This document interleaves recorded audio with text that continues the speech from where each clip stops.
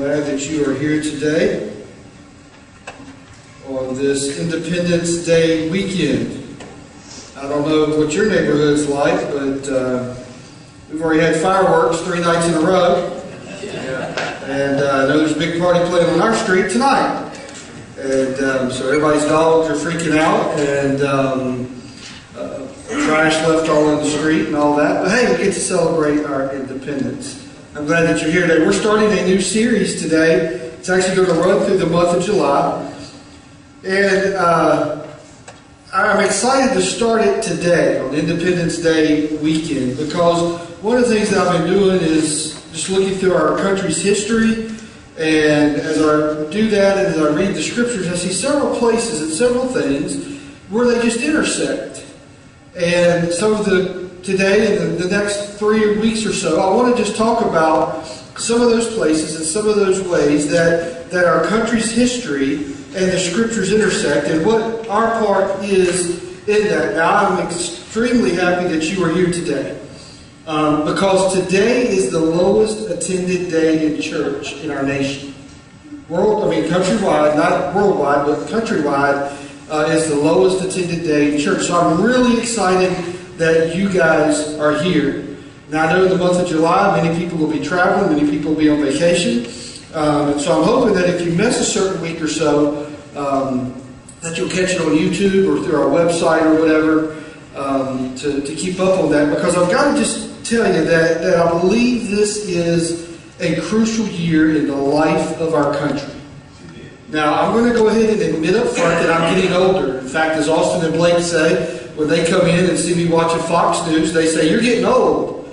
And I'm like, yes, I am getting old. But I'm just going to tell you that I have begun to ask the question, and maybe you have too, but you reach a certain age where you begin to ask the question, what is our country going to be like for our children and our grandchildren?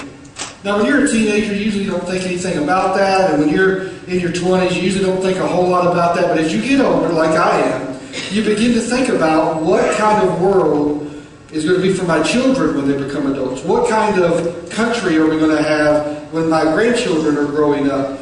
And so that's sort of what leads me to this series, because I was once one of those people who would say that'll never happen in our country. That'll never happen here. Not in the USA. That will not happen here yet. I will tell you today, in all honesty, nothing would surprise me today. And so I want to do this series because, quite honestly, I want us to look at our country, but I also want us to look at what our role is in it. Because a lot of times we, as believers, just say, well, stick my head in the sand and just don't worry about it. Some of us even take the approach, hey, God's going to just do whatever He wants to do anyway, so I don't really have to do my part. But God has given each of us a part in that. And He's given us a part in the life of our country. He's given us a part in how we raise our children and grandchildren. And so I want us to look at that over these next several weeks. Now, depending on your age, you may not be as old as I am, or you may be older than I am today. I've seen a lot of advances in our country. I mean, I am the generation where we had color television. I am the generation where we had microwave oven. I mean, I could warm up a piece of pizza in 30 seconds. In 2.5 minutes, I can have a bag of popcorn. I mean, I can cook a whole casserole in the microwave, right? I mean, I can remember getting the first one, and it was as big as a tank, and it took up your whole kitchen counter, and now they just stick them up above your oven, no big deal. I've seen advances in that. I've seen advances in medicine. Maybe you're familiar with the reality that a lot of diseases today are curable that were once thought a death wish. If you have this, it's just death. Nothing we can do about it. But today, in fact, I saw something this week from St. Jude's that said they have almost, for all childhood cancers, almost all of them, they have a cure. It doesn't always work for every single person, but they have a treatment plan if a child comes in with a certain kind of disease. So we've seen advances in medicine, we've seen advances in technology. I mean, just think about the internet. Just fathom the fact that I could get on FaceTime and FaceTime somebody clear across the world. I mean, the internet can connect me to anywhere in the world in seconds, really. Think about the idea of smartphones, right? I'm the generation that the first phone came out. It was a car phone. Came in a big old bag. It was about this big. It looked like an Army receiver that you see out in the Army fields. It was huge. And to be quite honest with you, you only had one, or you only took it and you only used it if you were traveling and had maybe a car emergency. Now we all have them. They're small enough to fit in our pocket. And all the apps that you can download and all the things that you can do with that. I mean, just the sophistication that we have in our smartphones. I mean, have you seen the stuff you can do with people's pictures? I mean, you can make their face all contorted, and you can add bunny ears on their face, and you can just do all sorts of things with these very sophisticated apps. I've seen incredible advances in our military sophistication. Now, we've always had a military, and it's always been working to grow and develop, but the sophistication that we have today, in fact, yesterday I was watching a documentary. Think about this term: unmanned, armed drones. There's somebody in a remote location with a little joystick flying this unmanned, armed with bombs, drone. And it's flying, and it's dropping bombs, and it's delivering. The sophistication with satellite surveillance.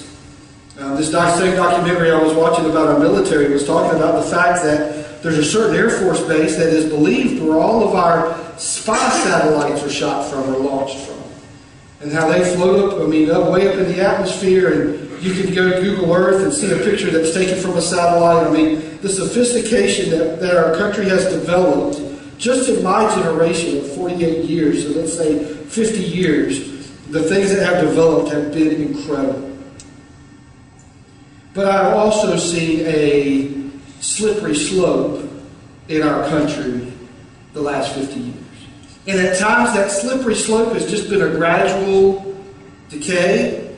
And then sometimes that slippery slope has looked like a mudslide.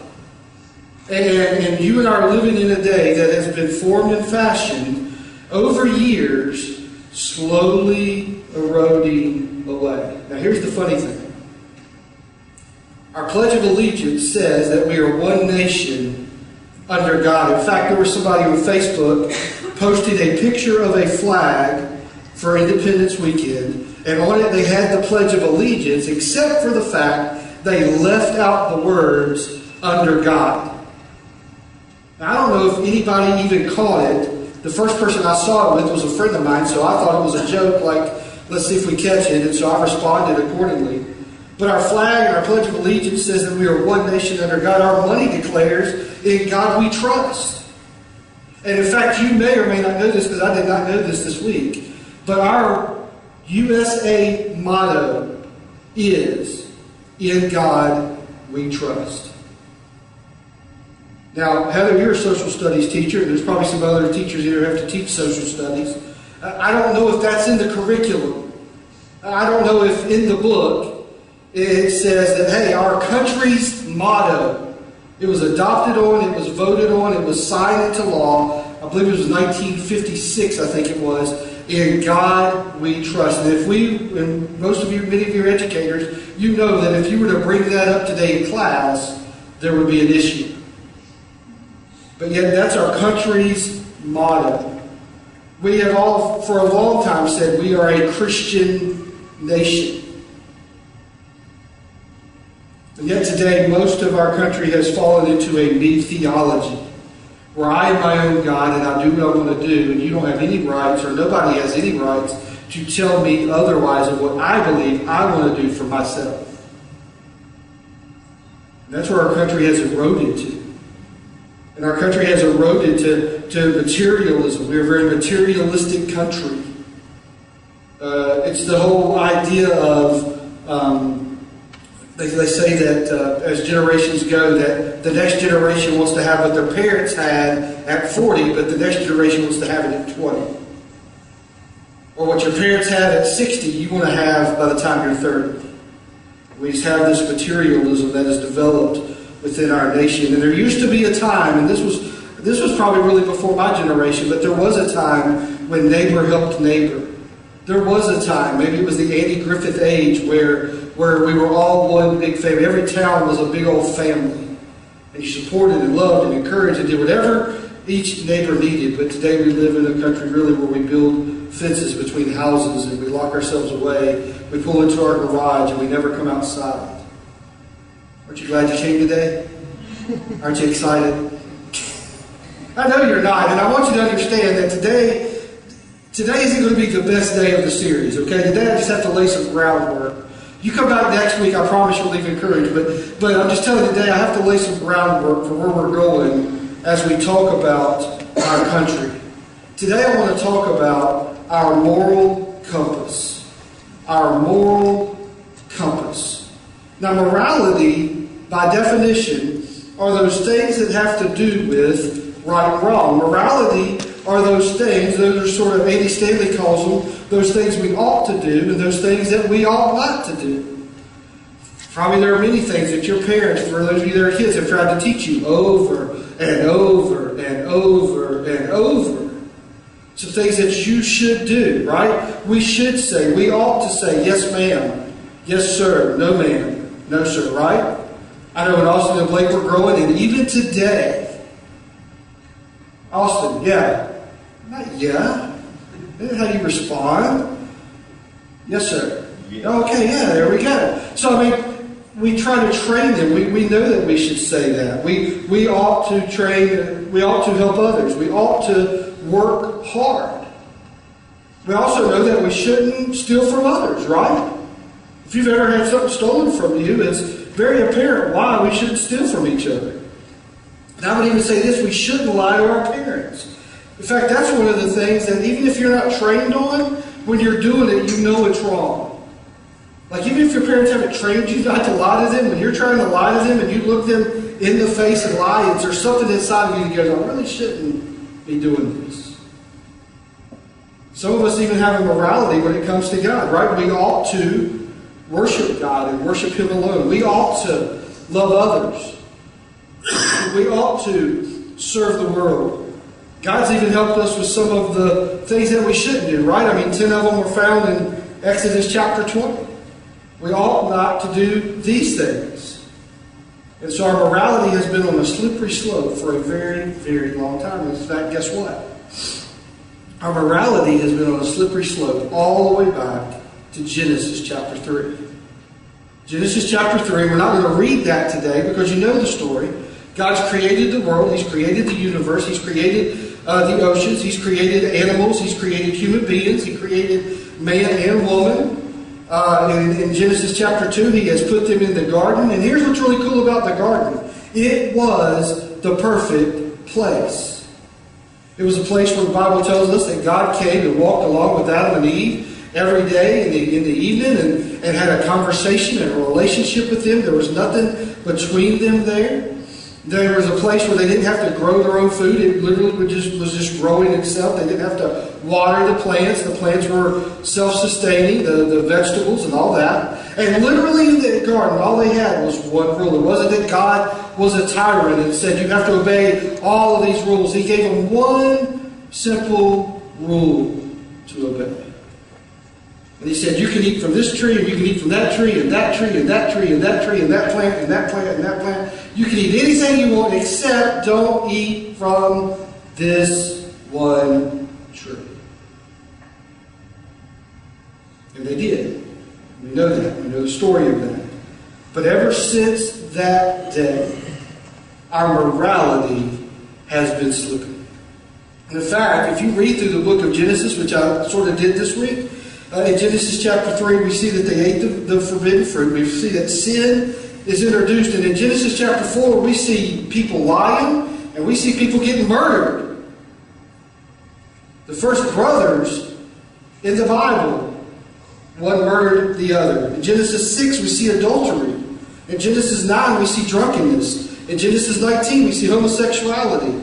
If you continue to read throughout the book of Genesis, you see lies and deceptions and murder. You even see rape, where someone pulled a lady in and raped her. We see people worshiping false gods. In fact, as I was looking at that today, this week, it sort of became apparent to me it was pretty easy for God to come up with the Ten Commandments. Because through the book of Genesis and in Exodus up to that point, He had seen all of these things being committed. It was pretty easy for Him to point out the things we ought not to do. Since the garden, there's always been this slippery slope. Since the garden, there has always been sin. Every civilization has had sin, not our country alone. Every generation has had sin. Every household has had sin. Every person has had a sin issue. Every person has had a morality issue that can only be solved through God. And so today we live in a country that is nothing more than a country that has been shaped over years and years and years from a slipping morality of our country. Now, if you fast forward from Bible times into the founding of our country, which we celebrate today, and you know much of the story of our independence, though, again, you watch some newscasts and some people asking people about this, they didn't even know much of what the history is behind it. You may or may not know that in the beginning stages, the colonists were not after being their own country. They were just trying to fight for their rights as British citizens because the king was imposing taxes on them, and the king and the military was trying to sort of put their thumbs on them, and they were saying, look, we have rights just as human beings, as British citizens. We have certain rights that you just can't come in and do all of this. But after fighting for about a year, they finally just said, we need to be our own country. We need to develop our own country. The Second Continental Congress was brought together after a year of fighting between the colonists and the British soldiers. 5 men, you probably know this, were asked to draft a Declaration of Independence. And though Thomas Jefferson is known as being the author of most of it, there were 4 other men there, and people say that John Adams and Benjamin Franklin were very critical in editing it, fine-tuning it, wordsmithing it, putting it all together. And on July 4th, 1776, the Declaration of Independence was approved. And by July 12th, or some say by early August, it had been signed by 56 leaders in 13 states. The Declaration of Independence reads this way: we hold these truths. Now see, that word truth right there is very key, because that's what we're talking about when we talk about morality. We're talking about how it intersects with truth. We hold these truths to be self-evident, that all men are created equal, that they are endowed by their Creator with certain inalienable rights, that among these are life, liberty, and the pursuit of happiness. Life, liberty, and the pursuit of happiness. Now, the second point today, I don't know if I even gave you the first point, but the first point was our morality has been eroding since the garden. The second point is the Declaration of Independence, the Constitution, the Bill of Rights are not a moral compass. And I'll tell you why. Because I'm sure some of you just instantly said, that's true. Because in that, they left up to us, to people, to decide how you define life, how you define liberty, and how you define the pursuit of happiness. So one of the things that has happened from the very institution of the Declaration of Independence and the Constitution and all that is that people have begun and have, over the years, defined what does life mean. Right? I mean, there's some people that came along and said, we want to define life this way. And then later, years later, there were some other folks that came along and said, we think we should define life this way. And so people have come along, and that's why there are 27 amendments to the Constitution. Because it has left up to us, and it has left up to particularly the people who end up in Washington, how they get to define for us life, liberty, and the pursuit of happiness. Here's an example. Amendment number 18. Anybody know what that is just off the top of their head? Prohibition. I heard somebody say it. Amendment 18 was where they said you cannot make, sell, or transport alcohol. Right? So some group of people came in and said, you know what? To make life better and to make liberty better and to make pursuit of happiness better, we're going to eliminate alcohol. And so they said, you can't do that. Well, a few years later, another group came in because we have Amendment number 21, and it reads, Amendment 18 is repealed. So ever since the founding of our country, and ever since we've had this Constitution, and ever since we've had the Bill of Rights, there's always been people trying to define life, liberty, and the pursuit of happiness. But early on we see that even though, because I don't know if you guys realize this or not, but Thomas Jefferson was not a believer. He was, in the spiritual world, sort of wackadoodle. But people that day that wrote that, even though they didn't agree on everything, they understood that there was a Creator. They agreed that we were created and we were given by our Creator these rights. So did all those writers of the Declaration agree? No. Did all the writers and the leaders of the day agree on who God was? No. There were some men of that 56 that were very religious.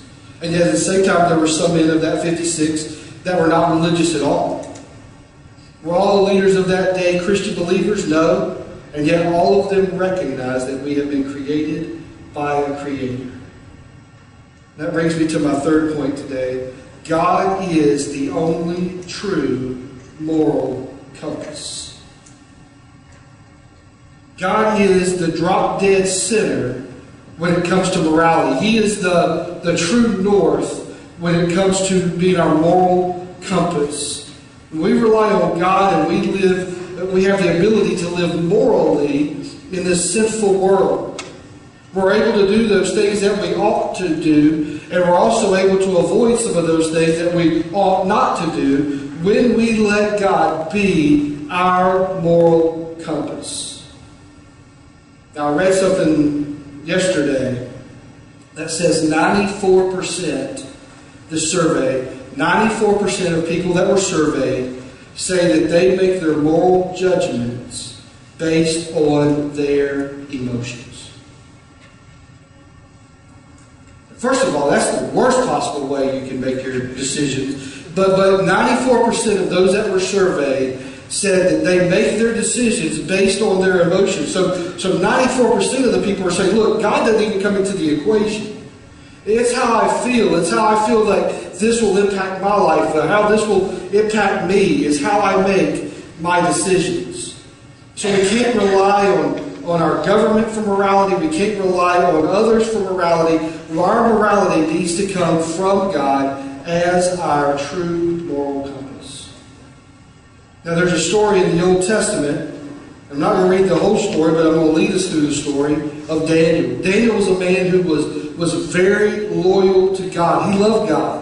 He was dedicated to Him. The Bible tells us he prayed 3 times a day to God. He was a very spiritual man, very connected to God. He had God's blessing on his life, but he was also a man who was very involved in government, not necessarily by his own choosing, but God had sort of placed him in a place and given him sort of a job to do, so to speak.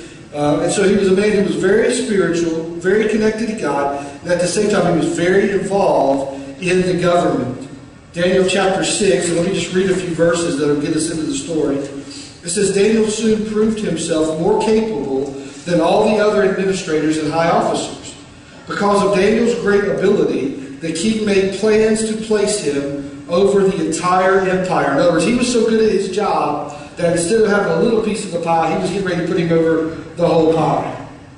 Verse 4 says, Then the other administrators and high officers, obviously the guys who were not getting the job, began searching for some fault in the way Daniel was handling government affairs. But they couldn't find anything to criticize or condemn. Now get this, he was faithful, always responsible, and completely trustworthy. Now does that sound like our government officials today? Maybe not. So they concluded, get this, they concluded our only chance of finding grounds for accusing Daniel will be his connection with the rules of his religion. He was so dedicated to God that they said, look, we can't find anything in his job performance that we can criticize.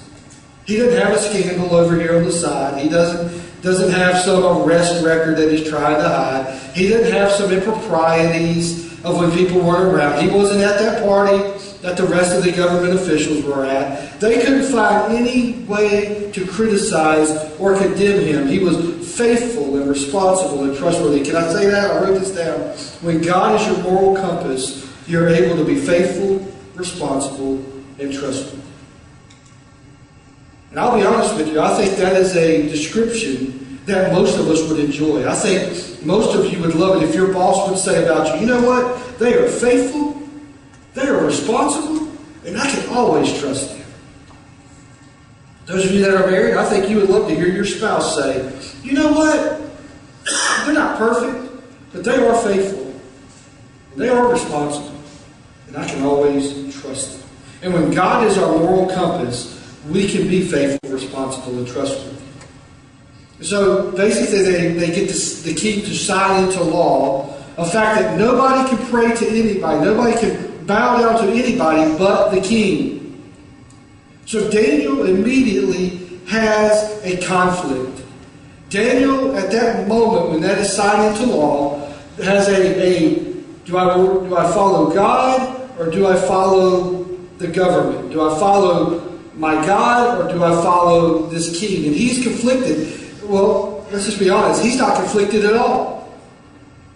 Because the scripture doesn't say he went home and wrung his hands and worried about what should I do. And he didn't go home and he didn't get everybody's opinion about the subject. In fact, the Bible says he left there and went home and did as he always had done and opened up the windows and began praying to his God. So in verse 26 and 27, I'm jumping ahead here. And so Daniel does that. And so the guys who were the accusers come before the king and say, look, king, he's not obeying the law. You signed in. You've got to do something about this. And he wanted Daniel to, look, just do what I need you to do. Daniel's like, I'm praying to my God. So they took him and they threw him, and many of your kids know the story of Daniel in the lion's den. And they threw him in the lion's den. And they put a stone over the lid so that nobody could get out. And he spent the night there. Now, those lions were left to be hungry. It isn't like they kept feeding them so that they didn't feed them so that when they put somebody in there, they would devour them. And that was the intent for David. But the next morning, the king comes to the thing and they open up the lid. And Daniel's just down there chilling with the lions.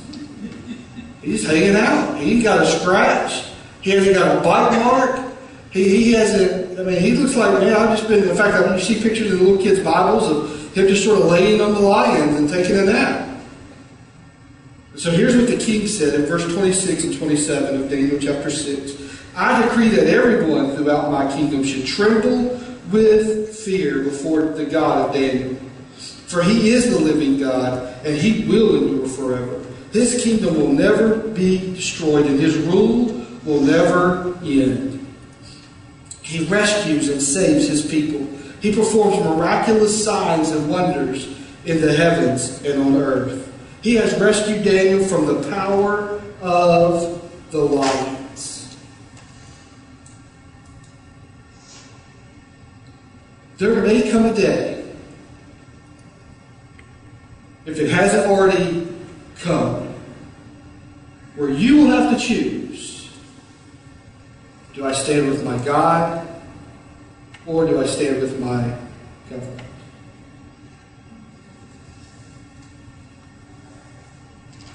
There may come a day where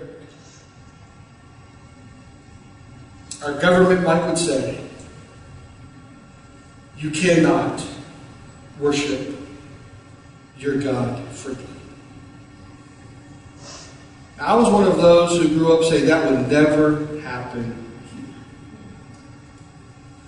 And I would love to believe that it never would happen in my generation or the generation of my kids or the generation of my grandkids or down the line. I would love to believe that. But I've just got to tell you that nothing would surprise me. Daniel faced it way back then. And Daniel had a choice to make way back then. Daniel chose to be honor and be loyal to his God. My challenge for us today is, what is your moral compass based on? Is God your center of your morality? Do the decisions you make and the things that you do, those ought-tos that you try to do and those shouldn't-dos that you try to stay away from, those things, do they come based on who God is as the center of our morality? Or are we like many people who look to our government for morality issues, who look to our friends and their opinion about what their morality is, or even who look to just how our emotions feel about a certain situation to define our morality? That's the question for today. Now, I want to close with this verse, and when I found it this week, it really shook me. I can't say I've read the Bible all the way through. For some reason, this verse has never stuck out to me, but Proverbs 28 and verse 2 says this: when there is moral rot within a nation, its government topples easily. But wise and knowledgeable leaders bring stability. When there is moral rot within a nation, folks, we have had a slippery slope ever since the garden. The only difference in the garden and today is sin is a lot more accessible and a lot more acceptable where we live today. Where there is moral rot in the nation, its government topples easily. One of the things people have always said is, we are the greatest nation on this earth. Nothing would bring us down. Do you know that's the exact same thing they said about the Babylonians? Do you know that's the very same thing they said about the Romans? We are the greatest nation on earth. Nothing will bring us down. And those nations don't even exist anymore. Folks, my challenge for you today is when you leave here today is to ask yourself, where is my morality coming from? And if the answer is anything but it comes from God and His Word, I want to challenge you this week to pray about that. If you're looking to our government to institute morality, folks, you have seen it. It's not happening. And though we would like to believe that nothing will ever destroy our country, I can tell you that our country today is more destroyed than it was 20 years ago, 30 years ago. And part of it is the very fact that many of us have begun to look to other things other than God for our decisions of what to do and what not to do. We need to get back to that. We need to get back to what God has called us to do in His Word. And that's what we're going to spend the next 3 weeks looking at, is what has God called us to do as believers in response to the world that we live in. Let's pray. Father God, I thank you for your word, and I thank you for the story of Daniel. Lord, that can encourage us. Lord, though I don't stand right now at a crossroads of having to decide to serve you or to serve a government. Lord, I don't have to make that decision today. I have the freedom today to worship you and to pray to you, to read your word, and carry it openly. Lord, I'm faced every day with those ought-tos and those shouldn't-dos. And Lord, sometimes I may even in my own mind, and Lord, you know me so well, that I may in my own mind just be able to justify this thing that I shouldn't do, or be able to talk through those things that I really should do, but I really don't want to do. And Lord, you know that many times we can look outside of you and your word for our decisions and our morality.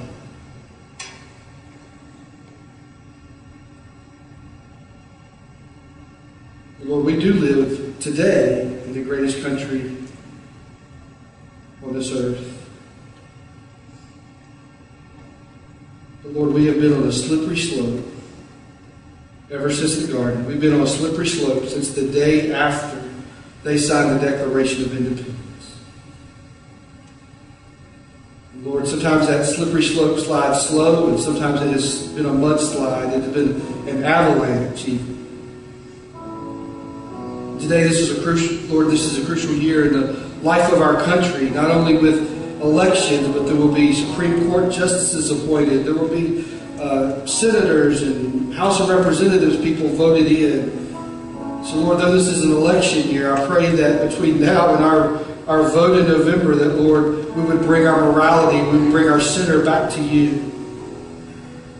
And that our justification when we walk into the voting booth would not be what's going to help my wallet, would not be what's going to help. It would be, what would God have me to do?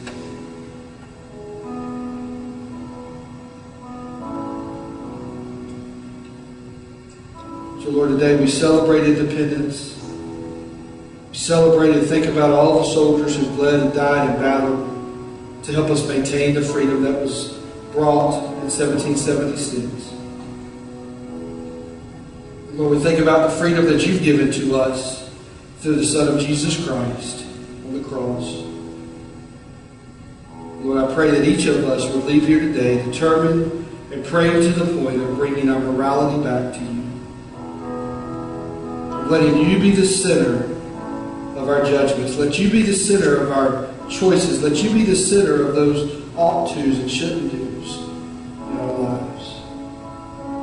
Lord, we thank you for that today. In Jesus' name I pray. Amen. We're going to stand and they're going to lead us in a couple songs. And you may just begin to pray right now of bringing God to the center of your choices.